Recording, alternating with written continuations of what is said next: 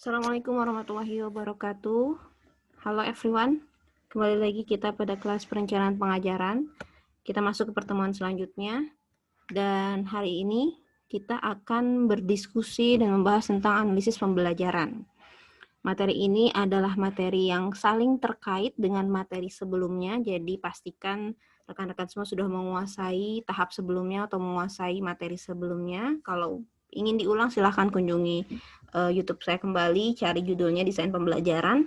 Di sana ada pembahasan tentang bagaimana merumuskan tujuan pembelajaran. Nah, maka analisis pembelajaran ini menjadi tahap setelah merumuskan tujuan pembelajaran. Baik, are you ready guys? Pastikan dalam kondisi kondusif. Disimak layarnya dengan seksama karena ini akan berkaitan dengan kemampuan selain kognitif, psikomotorik juga. Jadi harapannya kalian dapat menerapkannya nanti untuk bisa merumuskan tujuan khusus pembelajaran. Oke, saya lanjut. Nah, ini tujuan pembelajaran kita pada pertemuan kali ini, yaitu mahasiswa dapat menyusun silabus sesuai dengan kaidah penyusunan silabus. Kalau dilihat dari katanya di sini yang digunakan adalah menyusun. Sekali lagi berarti psikomotorik kalian yang akan dinilai di sini. Bagaimana kalian bisa mempraktikkan cara menyusun silabus yang baik. Oke, disclaimer ya rekan-rekan semua bahwa kita tidak terfokus pada satu format silabus pada kurikulum tertentu. Jadi mungkin video sebelumnya sudah saya sebutkan, saya ingin mendeklarasikannya kembali bahwa memang saat ini kita sedang masuki kurikulum Merdeka Belajar, atau mungkin ada sebagian sekolah atau satuan pendidikan yang masih menggunakan kurikulum 2013. Atau mungkin nanti tahun depan atau seterusnya akan berubah lagi kurikulumnya. Maka pembelajaran kita kali ini tidak terfokus pada satu jenis kurikulum saja, satu format kurikulum saja, tapi yang akan dibahas lebih kepada esensi atau kontennya, di mana setiap kurikulum itu memiliki irisan konten silabus, seperti adanya tujuan, adanya indikator, hanya saja mungkin istilah-istilahnya yang berbeda. Kalau di Kurtilas mungkin kita akan menemukan sistem kompetensi atau kompetensi dasar atau kompetensi inti. Kalau di kurikulum Merdeka juga seperti itu, atau di kurikulum sebelumnya menggunakan istilah tujuan umum. Hanya berubah istilah namun esensinya sama. Maka yang saya tekankan di sini adalah apapun nanti istilahnya, rekan-rekan semua mampu tetap membuat si tujuan tersebut. Walaupun dia berganti istilah menjadi kompetensi dasar atau kompetensi inti. Seperti itu ya. Jadi semoga ini bisa menjadi patokan dan acuan bagi kita semua. Baik. Nah, kedua kedudukan tujuan atau KD. Nah, di sini kan kenapa saya menggunakan slice atau karena tadi saya khawatir rekan-rekan akan kebingungan, ini kita pakai kurikulum apa sih? Lepaskan dulu kurikulum apanya, yang penting esensinya dulu. Berkaitan dengan tujuan dan indikator. Tujuan adalah hal yang lebih besar, indikator adalah bagaimana mencapai tujuan tersebut. Berarti tujuan yang lebih kecil. Nah, kedudukannya seperti ini rekan-rekan. Jadi kompetensi dasar itu ada di atas. Nah, how to achieve-nya menggunakan indikator. Jadi kita bisa melihat apakah goals besar kita sudah tercapai atau tidak, lihat dari indikatornya. Apakah indikatornya sudah terchecklist, sudah terpenuhi. Gitu. Kebayang ya. Jadi berarti tujuan besar itu cukup satu saja. Dan berarti juga indikator ada banyak, lebih dari satu. Karena kan untuk mencapai satu titik tertentu, nggak mungkin kita sekali langkah. Gitu. Pasti ada 2, 3, atau berapa langkah yang dilibatkan. Seperti itu ya. Nah, baik. Ini umum dulu, review dulu. Nanti kita akan spesifik bahas ini, tapi sebagai gambaran awal, kalian bisa lihat di layar. Ini adalah contoh bagaimana ada kompetensi umum atau tujuan pembelajaran, dan kompetensi khusus atau indikator. Jadi ini tujuan besarnya. Mohon maaf, di sini ada kesalahan. Seharusnya jangan memahami ya.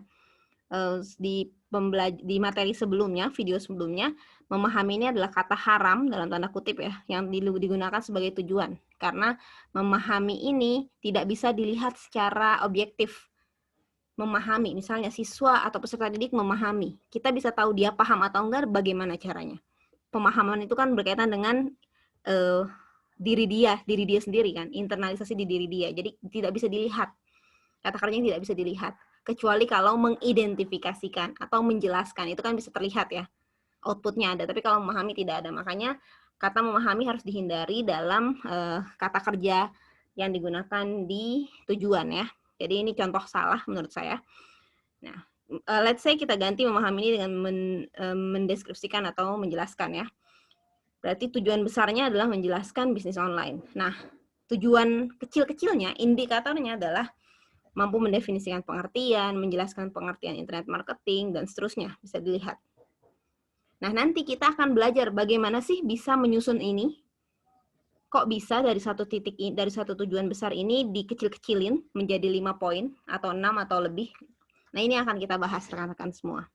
Untuk bisa menyusun ini, dibutuhkan kemampuan analisis pembelajaran. Makanya tadi di awal disebut pertama itu analisis pembelajaran. Ketika kita sudah menganalisis pembelajaran, maka outputnya kita bisa menyusun tujuan khusus atau indikator yang dapat mencapai tujuan umumnya atau kompetensi umumnya.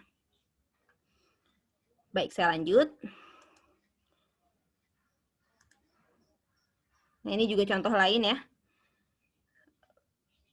Mungkin bisa langsung saya. Nah, ini tadi ya yang tadi kita bahas. Ini adalah yang saya tandai ini adalah identitas dari silabus tersebut. Jadi pastikan ketika kalian nanti mencari silabus, dia punya identitas. Ada nama sekolahnya, bidang keahliannya, kompetensi, mata pelajaran, kelas. Formatnya bisa saja berbeda ya, tapi minimal informasinya tuh mengandung ini. Gitu. Baik, saya lanjut. Nah, ini masih ya contoh yang sama. Kenapa ada menjelaskan di sini tapi bisa digunakan lagi di bawah? Nanti akan kita bahas.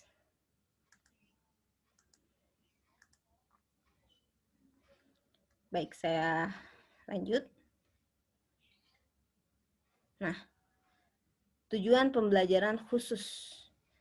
Baik, bicara mengenai tujuan pembelajaran khusus atau indikator, untuk bisa merumuskan ini, rekan-rekan semua harus mampu menganalisis pembelajaran terlebih dahulu. Apa yang dimaksud dengan analisis pembelajaran adalah kemampuan untuk merancang atau menyusun indikator-indikator mana yang tepat untuk diletakkan pada tujuan umum atau kompetensi umum tersebut. Kalau kita lihat di contoh sebelumnya ya, di sini ada tujuan umumnya adalah menjelaskan bisnis online. Lalu kita gunakan di sini ada mendefinisikan pengertian, menjelaskan syarat, menjelaskan kelebihan. Nah, untuk bisa menyusun ini kita tidak sembarangan, harus dianalisis dulu pembelajarannya. Caranya bagaimana? Kalian masih ingat kita punya tabel taksonomi Bloom. Nah, menjelaskan ini ada di kuadran atau ada di ranah C1, C2. Maka, untuk bisa menentukan indikatornya, kita gunakan C yang setara atau C yang di bawahnya. Sekali lagi, saya ulang. Cara menganalisis pembelajaran untuk merumuskan indikator atau tujuan khusus adalah kita lihat di tujuan umumnya dulu atau kompetensi umumnya dulu. Di sini menjelaskan bisnis online. Nah, lalu yang kedua, kita cek menjelaskan ini ada di C berapa. Oh, ada di C1 atau di C2. Ada yang di tabel, ada tabel yang menyebutkan di C1, ada tabel yang menyebutkan C2. Lantas, untuk menentukan indikatornya, kita gunakan C yang setara atau di bawahnya. Maka, terdapatlah kata mendefinisikan di sini. Kok menjelaskan ikut masuk? Gak apa-apa. Karena menjelaskan ada di golongan C2 itu. Atau C1 itu. Nah, untuk tahu pengertian bisnis online, syarat-syarat bisnis online, dan seterusnya, itu dari mana? Dari si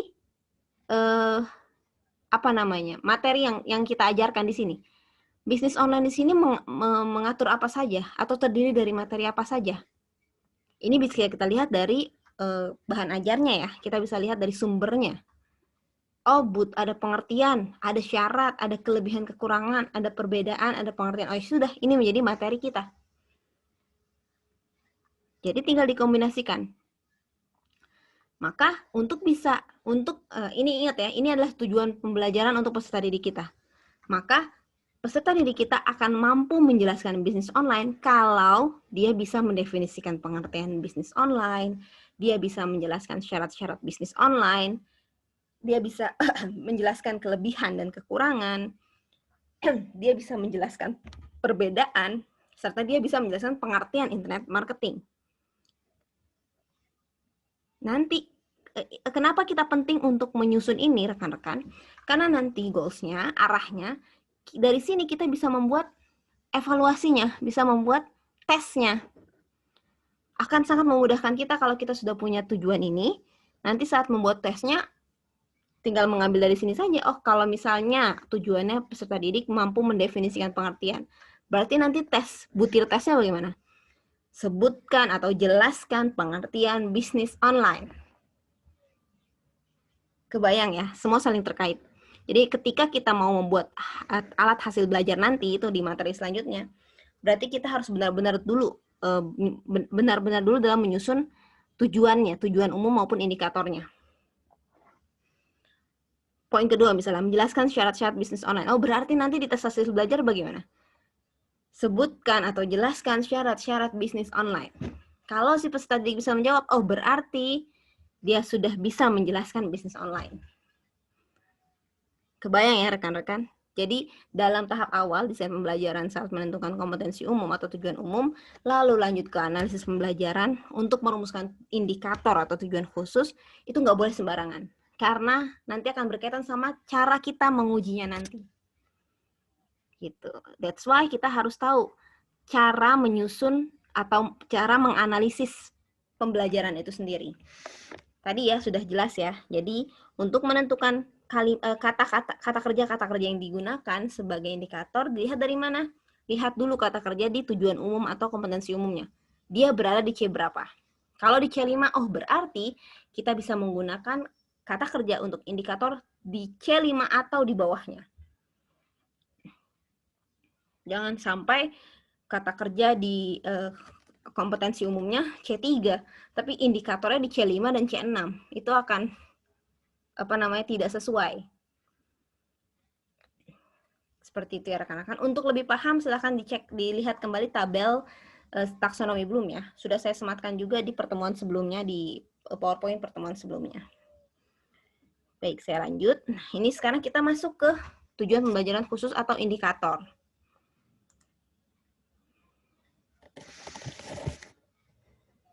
Nah, pertama diawali dengan definisi.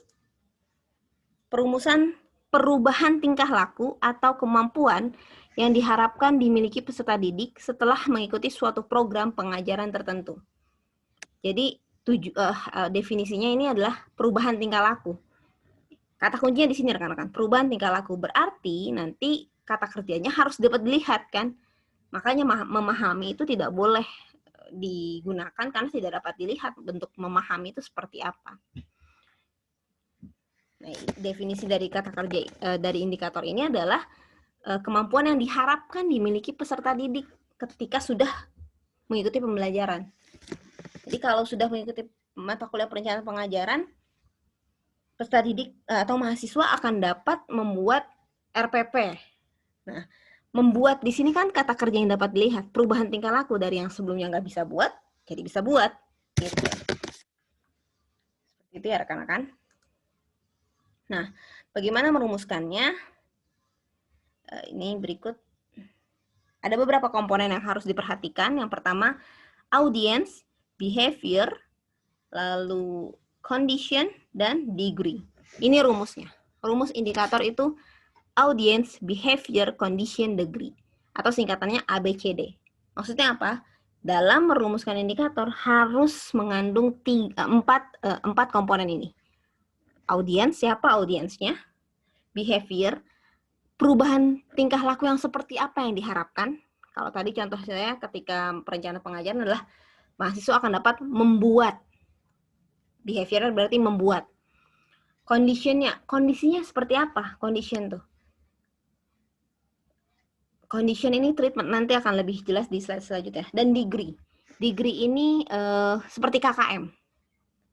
KKM maksudnya apa? Standar. Jadi kalau misalnya peserta mahasiswa akan dapat membuat RPP dengan benar. Nah, degree-nya itu dengan benar. Lebih detail akan saya jelaskan di slide selanjutnya. Nah, audience. Yaitu peserta didik yang belajar untuk mencapai tujuan. Peserta didik yang belajar. Jadi apakah dia mahasiswa, apakah dia peserta pelatihan, apakah dia siswa atau peserta didik, itu harus disebut. Komponen peserta didik harus selalu ada pada setiap perumusan indikator, wajib hukumnya. Nah, contoh ini ya, peserta didik kelas 1, peserta didik kelas 6, peserta didik SMK kelas 10 misal, dan seterusnya. Harus disebut. Behavior. Kemampuan yang diharapkan dikuasai peserta didik setelah mengikuti pembelajaran. Kemampuan tersebut dalam bentuk kata kerja operasional atau yang dapat dilihat. Misalnya menjelaskan, memberi, menyusun, membuat, merakit, menunjukkan, mengenal, mengidentifikasi, mendiskusikan, dan seterusnya. Untuk tahu ini bisa lihat di taksonomi Bloom. Tidak perlu dihafal ya rekan-rekan.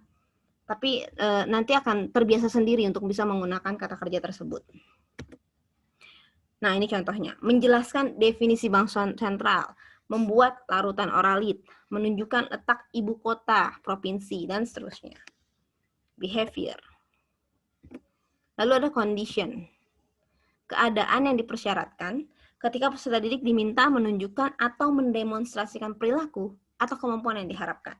Contoh, jika diberikan materi bla bla bla, atau jika dijelaskan tentang bla bla bla, itu kondisinya tuh. Jadi, peserta didik akan dapat menjelaskan definisi digital business jika diberikan materi tentang digital business. Ada kondisinya. Dan itu harus wajib disematkan dalam kalimat indikator. Degree. Tingkat ukuran yang dicapai untuk menentukan keberhasilan atau penguasaan peserta didik terhadap tingkah laku khusus yang ditetapkan. Tadi saya di awal menyebutkan seperti KKM, standar nilai kelulusannya misal. Nah ya, dengan batas minimal dari penampilan suatu perilaku yang dapat dianggap diterima. Ini menjadi poin minimal yang harus dipenuhi. Contoh, peserta didik dapat menjelaskan 5 karakteristik guru. Jadi kalau dia sudah menjelaskan 5, oh berarti lulus. Tapi kalau baru menjelaskan 3 doang, atau hanya 2, berarti belum lulus. Gitu. Nah, ini menjadi salah satu karakternya, degree-nya. Tahu, peserta didik dianggap belum menguasai tujuan tersebut jika hanya mampu menjelaskan 2 atau 3 karakteristik tersebut. Nah, ini penjelasan dari yang sebelumnya ya. Jadi kalau dia menjelaskan 6, oh berarti sudah lulus, karena minimal 5. Gitu. Atau peserta didik dapat menjelaskan tentang bisnis digital dengan benar. Dengan kalimat dengan benar, itu juga sudah masuk ke degree. Dan itu wajib untuk disematkan rekan-rekan. Nah, ini contohnya ya. Tadi sudah ada A, B, C, D, maka mari kita rangkai. Peserta didik kelas 10 SMK akan dapat mendefinisikan pengertian bisnis online dengan benar jika diberikan materi bisnis online. Yang pertama, peserta didik kelas 11 merupakan audiens ya. Lalu akan dapat mendefinisikan, ini behavior. Mendefinisikan ya, behavior. Jadi perilaku yang kita harapkan adalah dia mampu mendefinisikan. Dengan benar, ini adalah degree. Ketentuannya apa? Dengan benar. Diberikan bla bla bla, nih diberikan materi bisnis online, itu maksudnya kondisi. Nah, dari sini bisa kita lihat rekan-rekan, tidak harus rumus indikator ABCD itu berurutan. A dulu, B dulu, C dulu, D dulu, tidak. Tapi yang penting di dalamnya mengandung ABCD. A-nya di awal, C-nya di akhir, B-nya di tengah, itu nggak masalah. Yang penting kalimatnya nyambung. Dan terdiri dari ABCD. Dari sini kira-kira sudah terbayang, rekan-rekan? Sudah ya, harusnya ya. Atau kita akan banyak latihan agar rekan-rekan semua bisa terbiasa. Nah, ini ada kriteria merumuskan indikator. Menggunakan kata kerja operasional ini harus ya. Jadi setidaknya kalian harus terbiasa melihat tabel taksonomi Bloom. Dan berorientasi kepada peserta didik. Berbentuk tingkah laku ya. Jangan sampai tidak dapat dilihat. Dan hanya memuat satu perubahan tingkah laku.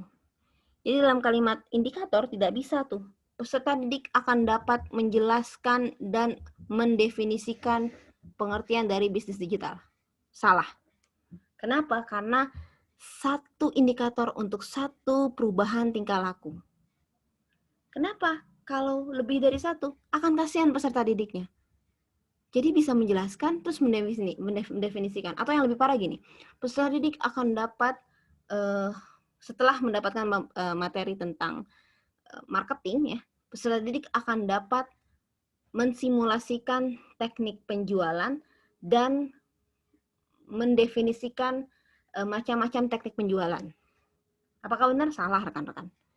Sekali lagi, tidak bisa kita menuntut banyak kemampuan kepada peserta didik untuk satu indikator.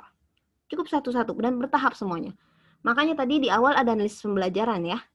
Jadi kita harus tahu mana dulu yang harus dikuasai.